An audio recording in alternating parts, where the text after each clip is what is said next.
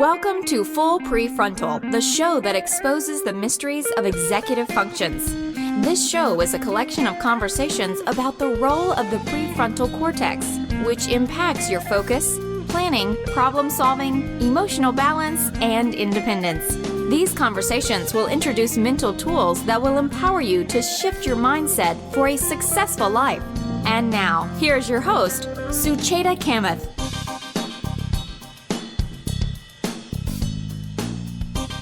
Welcome back to Full Prefrontal, where we are exposing the mysteries of executive function.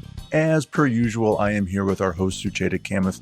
Good morning, Sucheta. I'm very much looking forward to today's conversation. Well, thank you, Todd, for being with me and always helping me set the stage for our next guest. And in order to talk about what we're going to talk about today, I thought I'll share some things that I have come across recently. You know, we talk a lot about technology and how life has gotten better or worse, depends. But we know technology is here to help us, and part of that job is to also help yourself. But recently, a funny story I came across, there was a man whose son gave him a camera or selfie stick. I forget what the deal was. And he also received this gift of, he and his wife to celebrate their anniversary, like 30 years of marriage or something, a trip to Las Vegas. So the man decided to capture the entire experience on his camera. And unfamiliar with the technology, or rather, he finished the trip. He was very happy. He documented every step of the way. By the time he came back, he decided call his son and say, what do I do next? So he said, Dad, why don't you upload this? Of course, the dad didn't know what the heck that meant, but he figured it out eventually. And once the video went live, it turned out the entire time the camera was facing the man. So he says, here is Bellagio.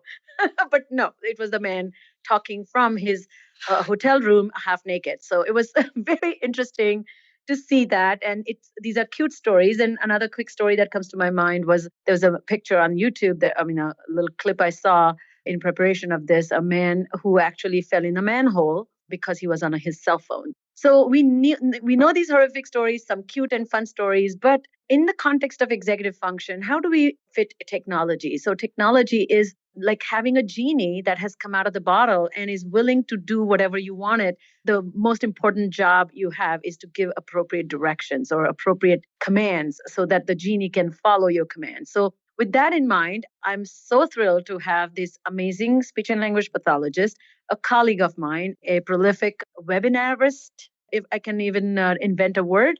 Her name is Joan Greene. She is a speech and language pathologist. She graduated from Northwestern University. She worked in hospitals and rehab centers. She has had a trajectory like mine, but currently she is the founder of Innovative Speech Therapy, and she lives in the Washington area where she practices. And she has a very broad practice where she serves children, adolescents, and adults and helping them to manage themselves using the technology as a solution. Joan always has an eye for affordable cutting-edge technologies to help individuals thrive in their life. Her mission is to help young children, students, adults not only overcome communication, literacy, and cognitive challenges, but to maximize success and happiness. And that makes me so happy because, yes, there is a way to live a life in spite of challenges and actually reach a point where you are thriving and finding contentment. And Joan, in addition to providing one-to-one therapy, she always does lots of professional development, online webinars and courses, and she is a published author of 4 books. Her most recent best-selling publication was published in 2018. It's called Assistive Technology in Special Education. It's a 3rd edition, resources to support literacy, communication, and learning differences. She has received several awards for her unique approach to helping others, and she's actively involved in many local, online, and international groups and associations. So it's such a delight to invite Joan to this podcast. Hello, Joan. Hello. Thanks so much for having me. So on this podcast, I start off with this quick discussion about executive function as it pertains to the guest that I have. So since you and I are in this field, I was wondering, the nature of executive function is personal adaptability, goal assessment, intentional focus, and goal-directed behaviors. So What can you say about your own executive function skills? And as a young learner, as a student, what did you discover about your own style of learning? And how did you apply that to learning how to learn? That's such a great question. And I've listened to a number of your podcasts, and it's always so fascinating to hear what everyone has to say about this. I think that I've always been very good with my organization, but I've never considered myself as having a really good memory. And for some reason, as I grew up, I always surrounded myself with people who I perceived to be much smarter than I was. They were just always so brilliant, and I just could not memorize things for school the way they did. But I was really well organized and proactive in my approach to studying and learning. And so I was usually the organizer of many events.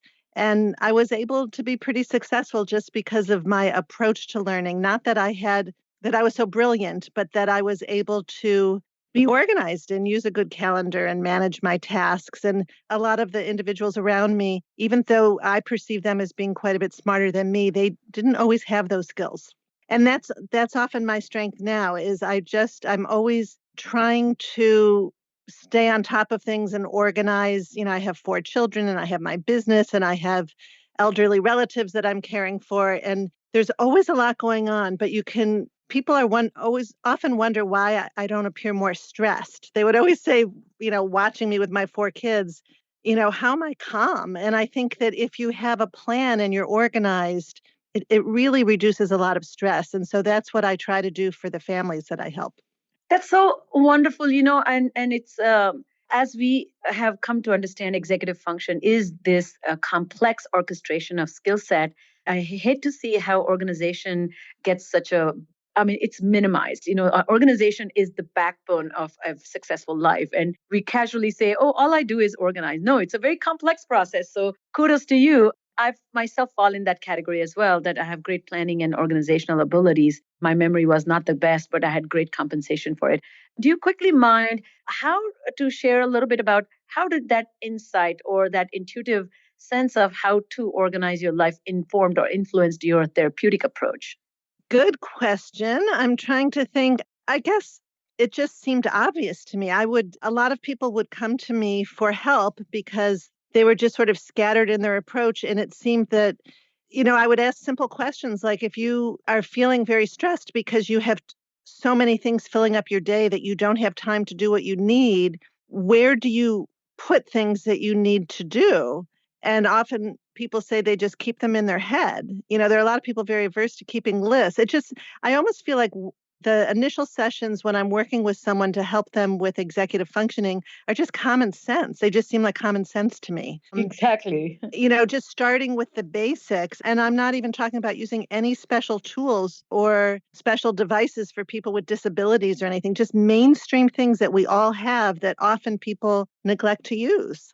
Yeah. And what's so interesting about this commonsensical approach? I feel a lot of my therapeutic approach, as I have finessed it, has comes from that intuitive understanding of things, how to help yourself.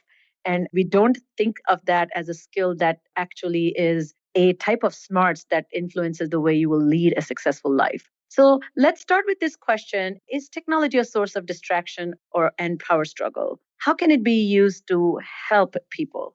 Right. I definitely think that there are a lot of families and professionals and teachers out there who think that it's better just to stay away from technology altogether because it is a source of distraction and power struggle. But I think that if used wisely, it can be enormously empowering. So when I start sessions with families, I'll often say, do you know how to turn off your notifications? If you're on a Mac, you can just click that little apple in the top left and go under settings and turn off your notifications. Or if you have a phone, you just silence the phone or put on your do not disturb. So a lot of times people aren't aware of techniques to minimize distractions, or just if you don't need your phone or you don't need a tablet, have it in a different room when you're trying to focus on your homework.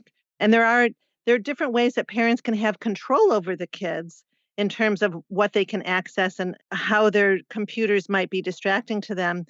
But it's really important to try to have the student take ownership of this because there are always workarounds.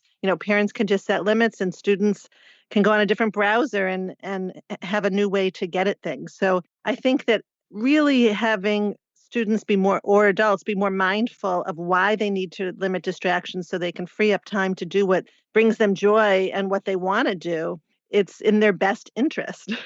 So, we're all in Yes. this together. And so there's a lot of psychology behind this. Yes. And one thing that, as you were speaking, I connected with something I do. So my interviews tend to be very long when I assess executive function needs. And one of the things that I do is with the technology assessment is have a student make a folder.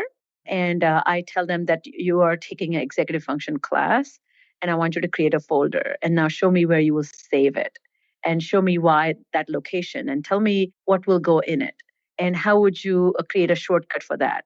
So as I'm kind of watching a very purposeful functional application of a simple task such as creating folders, I think that is kind of a foundational skill. As the student is organizing themselves, they do not have access to information which is supposed to make life easier, what we call shortcuts. They don't even know the shortcuts for their own technology. So can you talk a little bit about this idea of seeing students take ownership of their own technology use? What does that look like?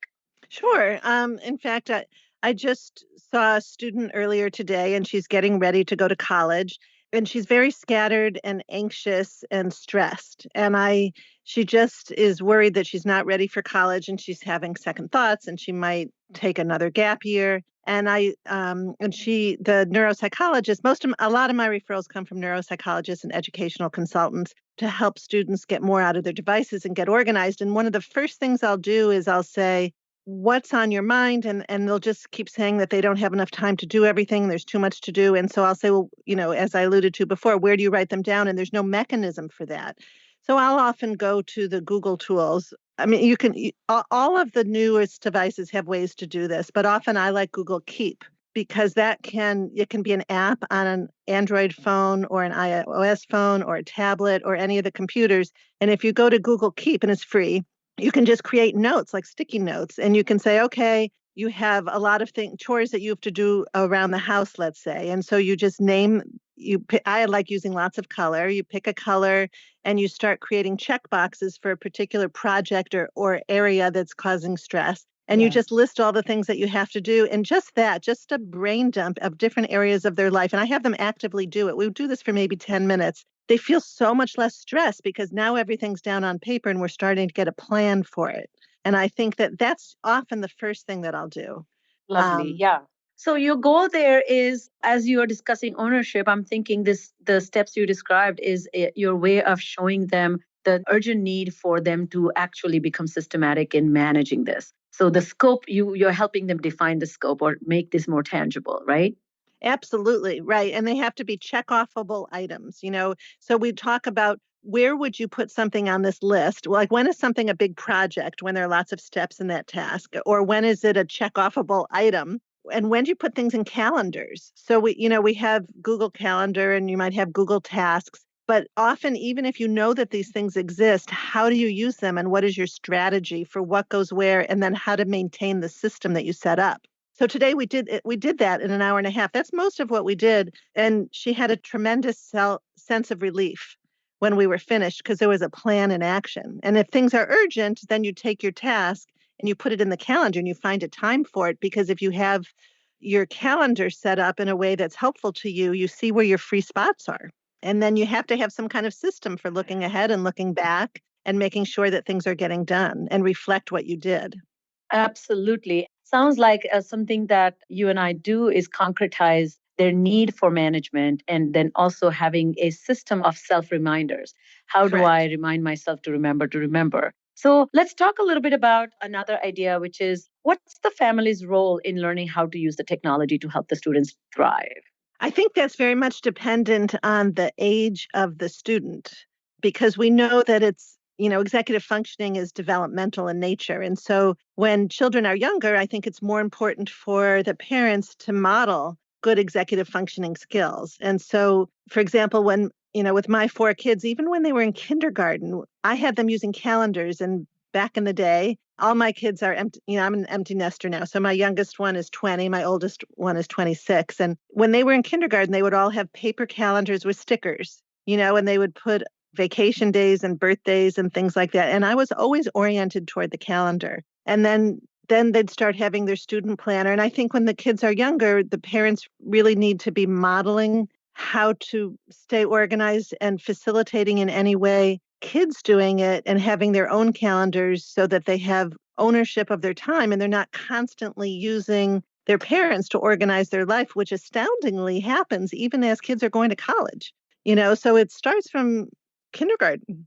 As you mentioned this, I remember my personal story as well. I grew up in India and my father worked for a company that processed chemicals, like it was a organic chemicals company. And every year, the vendors would provide these calendars and planners as a gift. So every year I would get, since I was in kindergarten, we would have 4 planners, like agendas, Mm-hmm. and with inspirational quote on top, and then the timed calendar, and then it would have goals. And now remember, I mean, this is nothing, never, ever in Indian schools that I learned this. But because I had access to this, and my father would give us a choice, and we would, in fact, have a couple of them left behind because we were only 3 kids, and we would receive like 7 to 10 calendars or planners. And I started writing these kinds of notes to myself about what did I do? Where did I play? Where did I go? And that was so helpful. So by the time I arrived in college and started having my own caseload,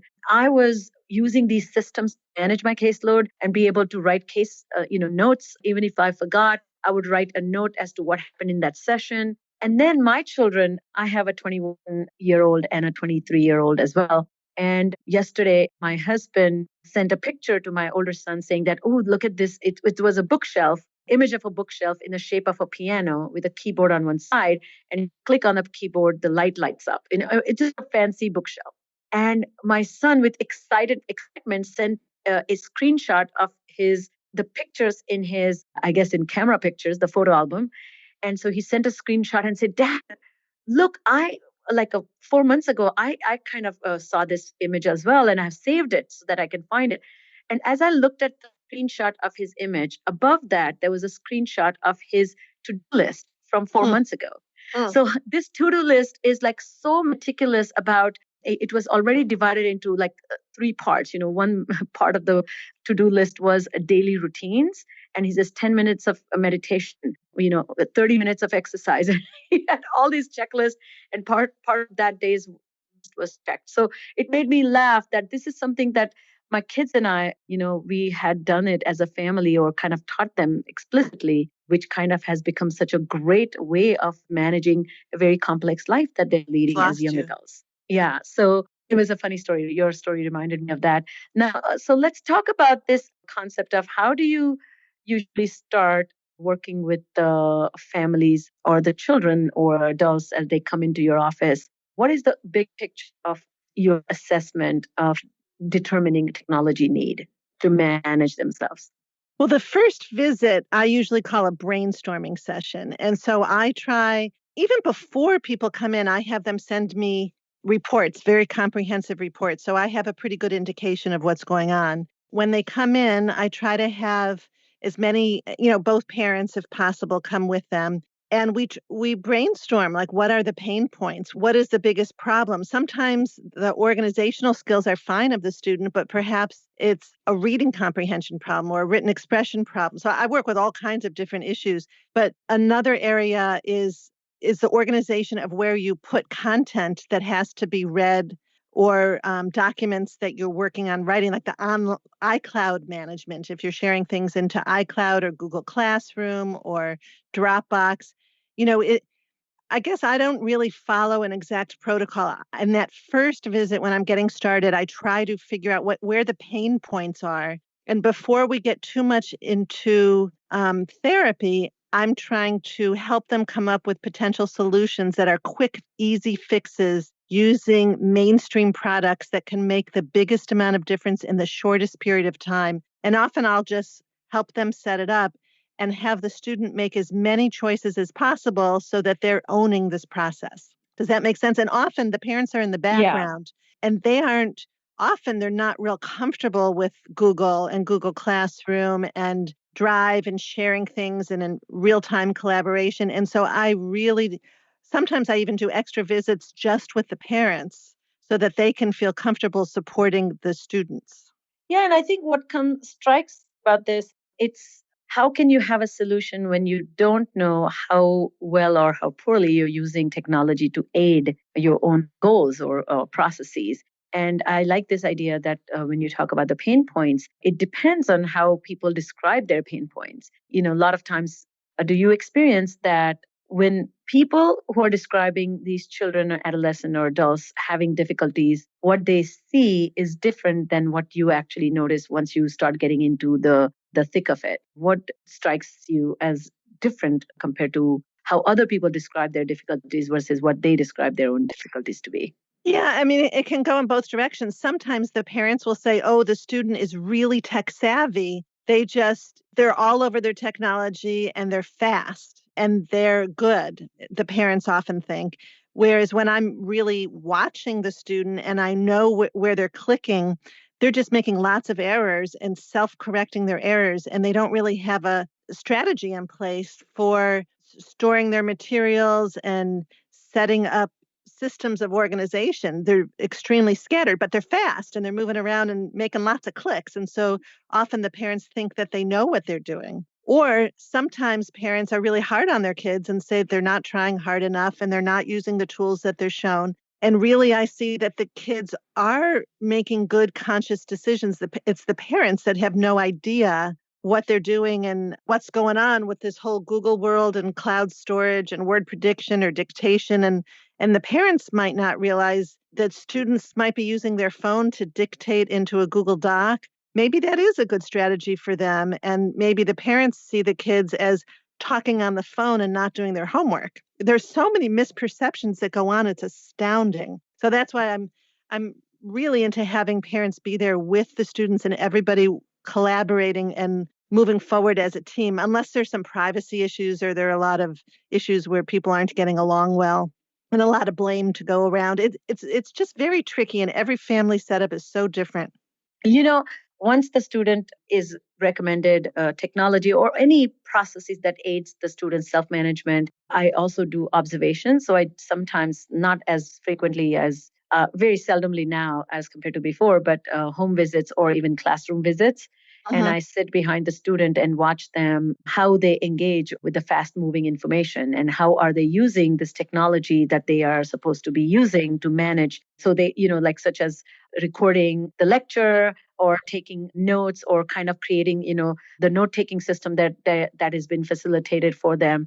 As you mentioned, those are invisible skills, and those sometimes the extreme agility with which they navigate the screen almost gives an impression that they have proficiency. And it's quite misleading, as you mentioned. And one time, I'll give you an example. I went to observe a student and I sat behind, I was video recording. The students were facing the board, so nobody knew I was doing that. But my student she spent close to 11 to 12 minutes of the beginning of the lecture adjusting the left margin so that she can have perfect margin. So she had not taken a single word note. She had not started the recorder. She had not done anything that would help her, but she looked so busy that the teacher from the other end, to the teacher, it looked like she was very focused. So in fact, I got the feedback, Sucheta, when you came, the kid was very focused. I don't even see that. And I'm like, oh no, the child was not focused.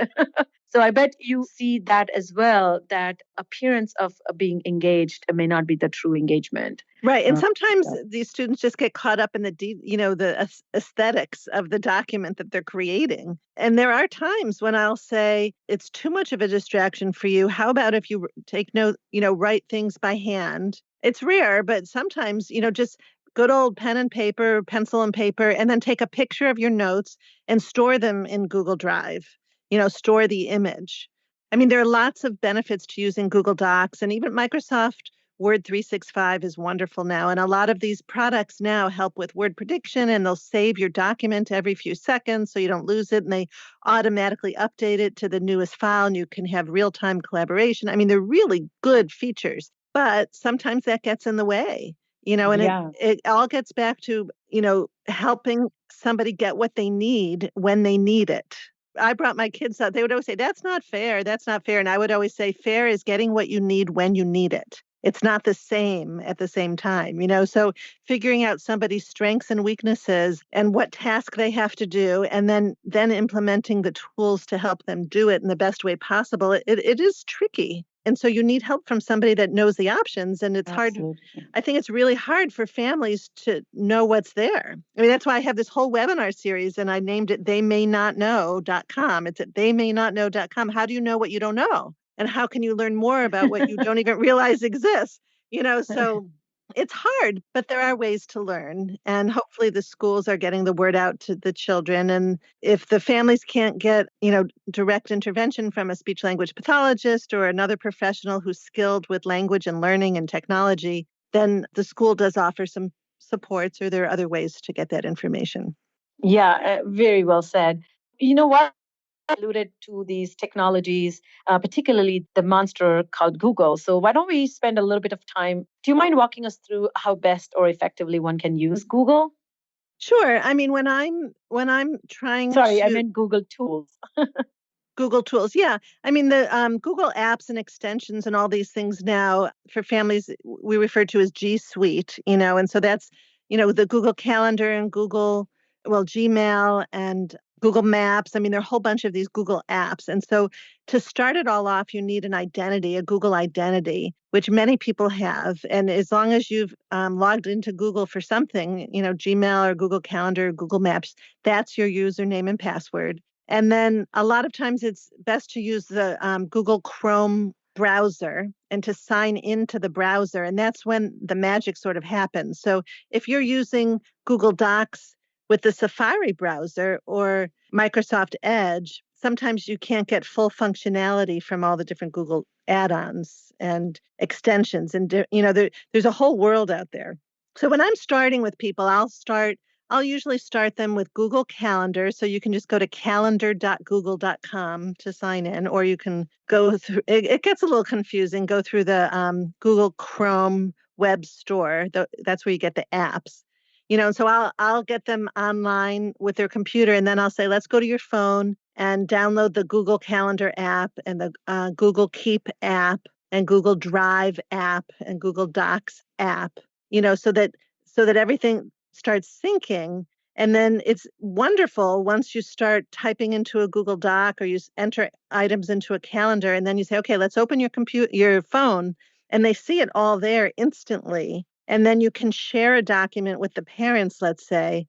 Then it gets exciting. Got it. So one quick question. So you are recommending them to have a central system that talks to the other systems that they're going to use, and you kind of probably do some type of orientation why you are recommending that, right? Right. I mean, I think it's really good to have a cohesive approach. And then that way, if the student gets to school and they've worked very hard on this document, you can just download it from school. You can access this information from any device. Again, what's so important about your message is that using a system that can really make your life easier, it sometimes can become a problem if you don't know how the system works. And then second thing I'm hearing you say is making all your systems talk to each other. And once you have that kind of cohesiveness, there's a lot more powerful ways you can access information from many places, and it all is safe and secure, no risk of losing things. Like it was on my laptop, I don't know where it is. Right. And you can remotely access it, which is such a great, powerful way of staying connected. So you don't need your own laptop, or your own laptop is dead, which is what happens to a lot of students. They don't know, they can't access information because it's locked somewhere else. On the flip side of this, you have to be careful, because if you go to a public library and you're working on a report and you're using the public computer and you sign into Google, if you forget to sign out, that's a problem, because then whoever sits at that computer next has access to all of your information. So you have to be very mindful. That can be very dangerous. Yeah. So you just have to be very mindful of how you use it and determine your risk. I mean, maybe you don't want to ever use your Google account from a public computer for that fear, but sometimes like you'll have a Chromebook at school and you sign into your Google account, and then as soon as you exit it, some of them will just sign you out. And so that's safe, so you just want to keep safety and privacy in mind also. The kids I have worked with, or adults I have worked with, it's not been their usage of a computer in a public space, but they have in fact used the computers in schools, in public spaces, but it's like a part of the university or school library. And then they have left their Google account open, and that has created, in fact, one of my students actually got in severe trouble because of him going into somebody's account that was open and available and sending some inappropriate messages and lack of impulsivity. So yeah, you're right. I think that kind of regulation, again, is a hard thing for kids and adults adolescent and young adults who suffer from executive function problems because they're not very mindful of these little details. So anything else you can share about the Google G Suite that people should really explore? And do you recommend your users to kind of familiarize themselves through tutorials, or you guide them? How do you go about it? Well, video tutorials are great. I mean, once you know what you want to learn more about, you can always try to go onto YouTube and find some videos. But, it's hard to know what you don't know, like I alluded to before. But some of the top picks might be if you're in a Google document, which looks very much like Microsoft Word, you can just go to the tools bar and navigate down, and you'll see something that says voice typing, and it's just built right into the Google Doc. You don't add anything to it. But once you turn it on and give it access to your microphone, you can dictate, and it's amazingly accurate if you have a fairly, a voice that's easy to understand. And even if you have an accent, it's quite good unless you have apraxia or dysarthria, a speech, quite a significant speech intelligibility issue. But you have to learn how to use dictation to help inform the analysis of what you say. But that's a tool that's built right in that has dictation that's very helpful to many students. But there is a skill in learning how to use it. There are also ways to have text read out loud to you for free. There's a Google Chrome extension called Read and Write for Google that there's a feature that will read out loud and highlight the words as they're read in a great voice at a speed of your choosing. And that's really helpful for students who have attention challenges or who have reading challenges.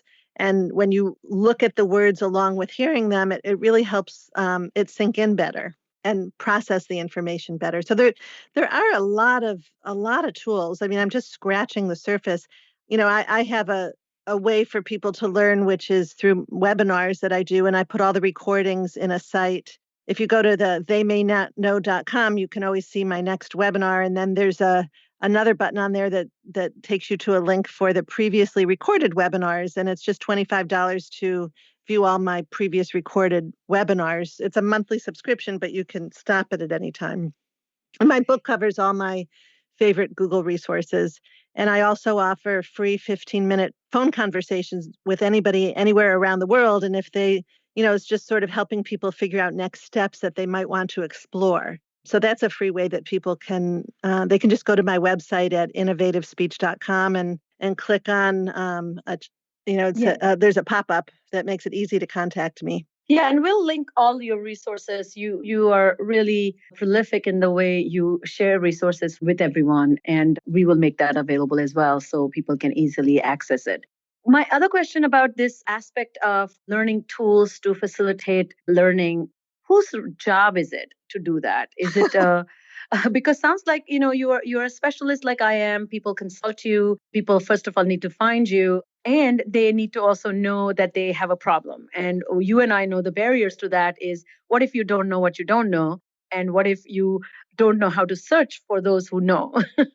And so, in school context, how much do you deem the teachers to be responsible for this facilitation, and what is being done in your opinion? That's such a hard question. I think that's a problem is whose job is this? I mean, is it just a regular educational technology, or is it something to help people only with diagnosed disabilities? I mean, there are a lot of laws out there that say that the government or the schools have a responsibility to help the students access the curriculum and show what they know with the help of assistive technologies. But it's very loosey-goosey, and it sort of depends. It depends on the school system that you're in. I happen to come from a school system that does a reasonably good job. I mean, I tend to get a little bit. I mean, I always think everybody should be doing more than they are with the help of technology. But we have a team. I'm in Montgomery County, Maryland, and they have a team called HIAT, HIAT, High Incidence Assistive Technology, and they do a great job of training the teachers. Their mission is to help the teachers meet the need of the students. And so in our system, if the teachers perceive a need that the students have, the teachers reach out to this team and the team comes out and trains the teachers to help the student. They don't work directly with the student. I don't think enough is done directly to help the student, but the teachers don't have time to do that. I mean, perhaps it's the individual therapists, the speech pathologists and the occupational therapists within the school system, that it'd be really great if more of them were able to use assistive technology tools within their scope of practice to help the student, and then to provide videos to help the families in their own homes. But everybody is just so stretched to capacity. Yeah. There's just not enough funding and money to do this. So I tend to provide, most of my support directly to families because they seem to be the most motivated. They're the ones that find me, or who the diagnosticians refer them to. But I only see I can only see a couple of people a day. There's so many people out there that need this information. That's the $1 million question: how to get the services and this information to the people who need it most. We did have there was a very generous man who donated 1,500 copies of my book to special educators and other therapists around the country to get this information out. And anybody who opted in, I was all over Twitter and Facebook and LinkedIn and Instagram offering this for anyone that opted in. And over the summer, we did mail out those books for people. And so it's hard though. People don't even have the time to look at a book that's sent to them for free. Often. I mean, people really appreciated it, but it's hard. It's hard to make this all happen. So first of all, thank you for letting me be one of those lucky recipients. I did get a web, link. I haven't gotten a hard copy, but I'm very, very grateful for the link that you should sent. have. I haven't, but anyways, we'll talk about that offline. What's so amazing that you're talking about this, and I'm glad that we kind of discussed this, that whose job is it, and it's not defined well. And I was speaking to a psychologist recently on the podcast, and she was describing this situation where the entire district had purchased this tool or curriculum, a very important and valuable curriculum, but that curriculum purchase was discussed in a meeting. And that meeting, either somebody dropped the ball or nobody was paying attention. It's hard to know, but it was never dispersed throughout all the educators in the district that this tool was purchased. So there was a tool that makes children's life better, learning easier, but that tool was never made available or announced to the educators. And secondly, when she discovered it, she discovered the tool and she kind of recommended the tool to everybody. And the people's attitude or viewpoint of that tool is it's optional. So let me use it when I have time or when I have a need. And so another thing that you pointed out that makes me very concerned about our approach to learning, teaching how to learn effectively is we are also categorizing students and saying, you don't have any need or disability, so why not? You probably will figure this out on your own. But what the advantage of teaching even technology use as you're talking, one can become better at self-optimizing. And so we can really aid everybody if you kind of unveil this. Right. And most of the tools that I start out using are really available to everybody. You don't have to have a diagnosed disability. And there are people with me, there are times when if my eyes are sore or I'm tired, I want to have things read out loud to me, or I want to proofread something that I've written. So I think giving students and adults the choice of different ways of consuming information and organizing information and showing what they know. There are multiple ways to do that. And so even though we want people to be able to write things by hand and know grammar and all this, there's a time and a place for all of these tools for everybody. The difference is that when somebody has a diagnosed disability, they require assistive technologies in order to access the curriculum and show what they know. For others, it might be an option, but for some people, the people where it's no longer an option, it's their only way to overcome a barrier, then those same tools become referred to as assistive technologies. In this context now, can we talk about this idea of making people aware that they have technology, but they may or may not be using it effectively? You and I talked about this podcast recording. The parents, you were talking about this software engineer dad who himself did not know a lot of ways to effectively use the technology in spite of being a software engineer. So parents themselves are not really fully well versed with the way to guide children. So what do you see? What can parents do to become better mentors? I think parents probably need to take the lead when they see a task that is really challenging to a student. Perhaps they can take initiative to explore alternative ways to approach that task. So for me, for both of us, in terms of speech therapy, our domain is reading and writing and talking and listening. And so when I'm thinking of ways that people can use benefit from technology, I'll think of the task and then what can make that task easier. So, for example, taking notes. People come to me all the time when they have difficulty taking notes. And so parents might have their own technique of taking notes with pen and paper. But with students, if they're more technology focused, the parents might need to do a little bit of exploring or reaching out, or they can call me or look it up in a book or something. But there are technologies available now that can record audio and sync to anything that you write or type. So it's not a whole Like audio Scribe, you like mean? LiveScribe Yeah, or live Scribe, yeah. Notability or Evernote. I mean, there are a bunch of them, and I have a whole section in my book on that. And so parents might think, oh, you just put a tape player in the front of the room and then you get the whole thing on tape.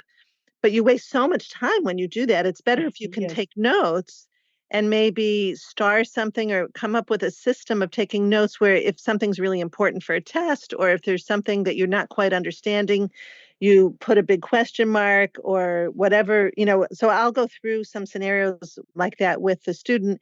And then you can just touch either this special paper with LiveScribe or a tablet or touch, select where you typed something and you'll hear what was said right at that point from the teacher. So a lot of parents have no idea that that exists. And Yes. it is a problem because there are a lot of school systems that even if it's in the IEP, they might not let you record because there's presumed confidentiality within the public school classroom, some might say, or some teachers aren't comfortable with it. I mean, there are a lot of issues, but I think together parents can let the students know that they're a team and that they're going to work together to try to figure out a good solution and maybe even go to the school. And maybe there's an assistive technology specialist at the school that you could talk to or meet with, or there's somebody, some learning specialist that's well versed with these things or willing to learn with the parent and the student if they're not already into this world of these devices. Yeah, I think that's a very powerful message. Thank you for closing this loop for our listeners, because I think as we talked about the complexities of making effective use of technology, we still are unclear whose job is it. So I guess it's everybody's job, and kind of inspiring people to play their part. And I love your suggestion that you're asking parents to take the initiative and have the courage to explore something and not be with that mindset that this is how I do things or this is what I think you should be doing, without really having any pragmatic or practical application of that approach. So thank you, Joan, for being so candid and very generous with your ideas and all the resources you have created for people in the world. I'm so grateful for that. And I can't wait for people getting a chance to see it for themselves. I myself can't wait to listen to your next webinar. So thank you for being on the podcast today. Well, my pleasure. And thanks for all the work that you do. You're helping so many people. And I appreciate you asking me to join you today. All right, that's all the time we have for today. If you know of someone who might benefit from listening to today's episode, we would be grateful if you would kindly forward it to them. So on behalf of our host, Sucheta Kamath, today's guest, Joan Greene, and all of us at Cerebral Matters, thanks for listening today, and we look forward to seeing you again right here next week on Full Prefrontal. Thank you for listening to Full Prefrontal, exposing the mysteries of executive functions. To contact our host, Sucheta Kamath, and learn more about her work on improving executive functions, visit her website at cerebralmatters.com. That's cerebralmatters.com. Tune in next week for the next informative episode of Full Prefrontal.